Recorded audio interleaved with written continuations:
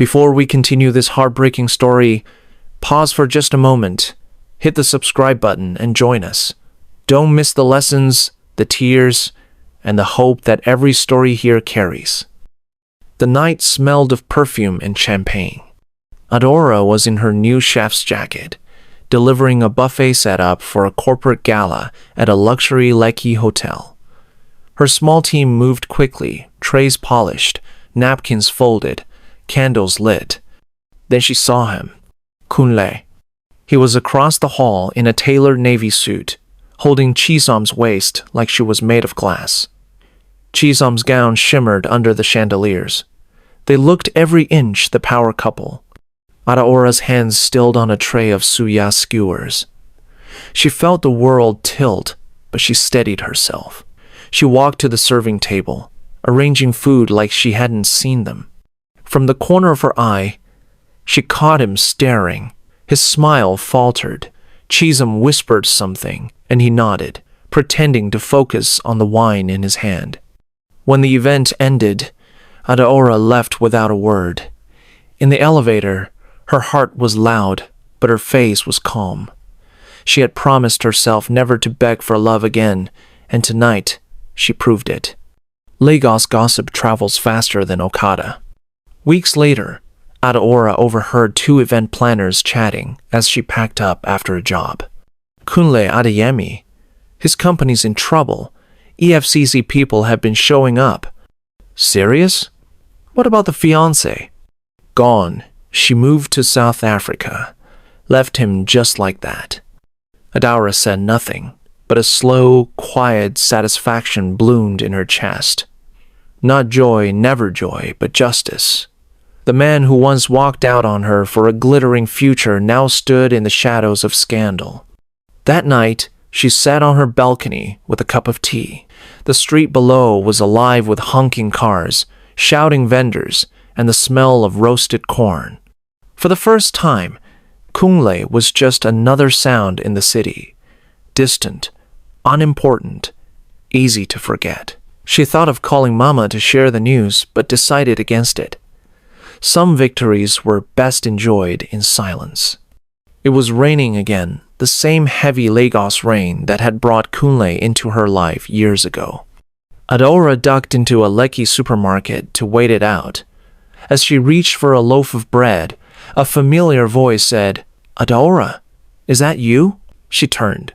Tolu. He was taller than she remembered, dressed in a casual white shirt and jeans, holding a basket of groceries. They had met years ago, at a mutual friend's birthday, but lost contact. They caught up quickly, laughter breaking through the soft patter of rain on the glass. Tolu listened when she spoke, really listened. When she mentioned her catering business, his eyes lit up. "That's amazing. I own an events company now. We could work together." They exchanged numbers, and for the first time in a long while, Adaora walked out into the rain without feeling cold. Tolu kept his word. Within a week, Adaora was catering for one of his high-end corporate events. He insisted on paying double her usual rate, saying, "Your work is worth more than you charge." He introduced her to his clients, the kind of people who booked events months in advance and didn't flinch at premium prices. Adaora's calendar filled quickly. Her small kitchen expanded into a rented commercial space. She hired 2 assistants and upgraded her delivery van. But it wasn't just business. Tolu was different. He called to check if she had eaten, remembered the smallest details she mentioned, and never once made her feel like she owed him. One evening, after they wrapped up a wedding job, he said, "Adaora, you've been carrying the weight for so long. You can rest now. You're allowed to be happy." She smiled, but deep inside, fear whispered, "What if this is just another Kunle?" The knock came late, almost midnight. Adaora opened the door to find Kunle standing there, drenched in sweat, his once sharp suit rumpled. His eyes were tired, his voice shaky. "Ada, I made a mistake." She said nothing. "I lost everything. Chisom left me. The company's gone. I I need you." Her grip tightened on the doorframe. Memories rushed in, the nights she worked herself sick for him. The afternoon he walked out without looking back. The words, "I didn't ask you to do all that." "You need me?" she said quietly. "When I needed you, you chose someone else." He stepped closer. "We can start over." "No, Kunle. You can start over. Without me." She closed the door. Her hands trembled, but her heart felt steady. This time, she was the one walking away. A month later, Adaora was sitting in her office when she slid an envelope across the desk to her assistant. Inside was a crisp white card, Adaora Okafor and Tolu Adabanjo wedding invitation. One copy went to Kunle's address. She didn't send it for revenge. She sent it for closure. The wedding was set for a bright Saturday in Lekki. The guest list was full of people who had seen her rise, fall, and rise again. As she tried on her lace gown in front of the mirror, she thought of the rainy night years ago when she opened her door to a stranger. This time, she was opening it to the right man and to herself. The sun poured gold over Lekki that morning. Adaora stood before the mirror, her gown shimmering like quiet victory. Her mother fussed with her veil, whispering prayers. Outside, drums and laughter filled the air. At the venue, Tolu waited at the altar in a cream agbada, his smile calm and sure. Guests turned as Adaora walked in, the lace of her gown catching the light. Every step felt like shedding another weight she'd carried for years. Somewhere in the crowd, Kunle sat at the back, silent, eyes fixed on her. She didn't look his way. When she reached Tolu, he took her hands and said softly, "Welcome home."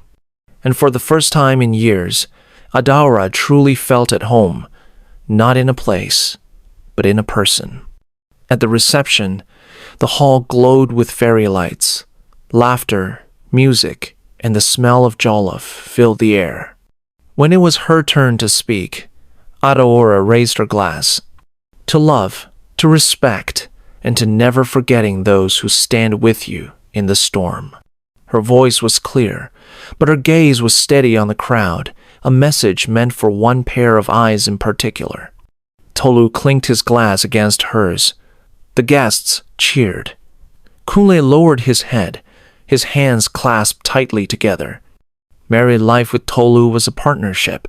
They shared ideas over breakfast, planned business moves together, and celebrated small wins. Adadora's catering brand became one of the most sought after in Lagos, known for elegance and reliability. She invested in young women starting their own food businesses, teaching them the things she had learned the hard way. Each time she mentored someone, she thought, "This is what real building looks like, and no one can take it away." Her days were full, but never heavy. Nights were peaceful, not haunted by wondering where her partner was. Kunle's life had shrunk. The man who once posed in tailored suits now wore faded shirts, running small errands for a friend's struggling shop. One afternoon, flipping through a magazine at a barber's shop, he froze. There she was, Adaora, smiling in a photo beside Tolu, featured in an article titled, "The Power Couple Transforming Lagos Events." He closed the magazine, but the image stayed. He remembered the night she gave him her umbrella, the mornings she made him tea, the faith she had when he had nothing. And he knew he had traded gold for glitter, and glitter doesn't last. The sun was setting over Lekki, painting the sky in shades of orange and pink.